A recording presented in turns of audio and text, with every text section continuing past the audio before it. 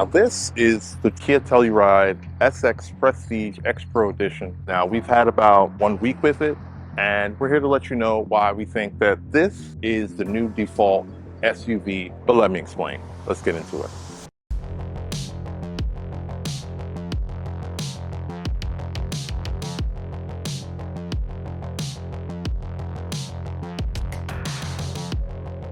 Now moving towards the actual driver's seat, you have dual 12.3-inch panoramic displays providing you with all the telemetrics and things you would need: speed limit, gas, tire pressure, and drive mode on the left display.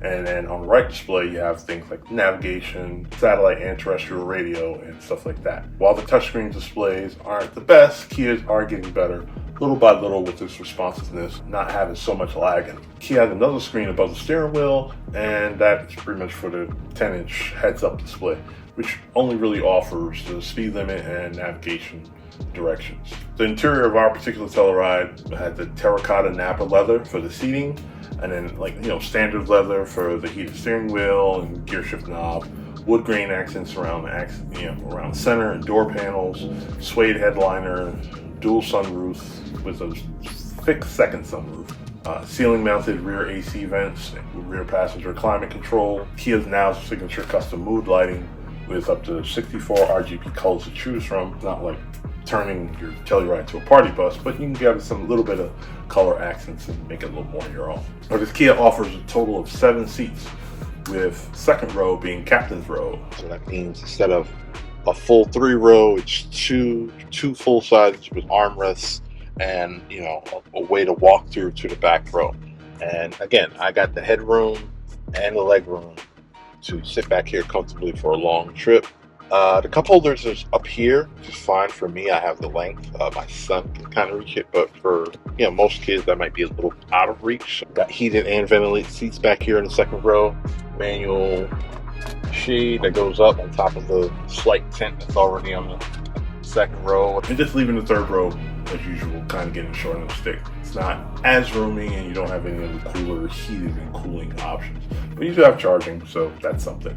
So obviously the Kia Telluride isn't new to the market, but our particular trim that we're reviewing is. So what makes the X-Line trim so different? Has roof rails, 20-inch tires, special springs and shocks, and also raises the ground clearance by a little bit, which gives you up to 8.4 inches total, making your Telluride X trim a bit higher and more equipped to handle off-road a little bit better than your standard Tellurides. This isn't one of Kia's electric vehicles, but you do have a lot of smart features thanks to the Kia DriveWise features that they have on board. So you have the cruise control, smart assist, blind spot detection, collision avoidance, lane detection, parking sensors around the front and rear, nice 360-degree camera, access to that at all times, not just for parking. So all those things that help you feel like you have a modern SUV, even though it's still a gasoline one. Now we gotta talk about engine, and that is a 2.8-liter V6 with 291 horsepower, 8-speed automatic transmission, and 262 pound-feet of torque. Kia suggests you can get from 0 to 60 miles per hour in about 7 seconds.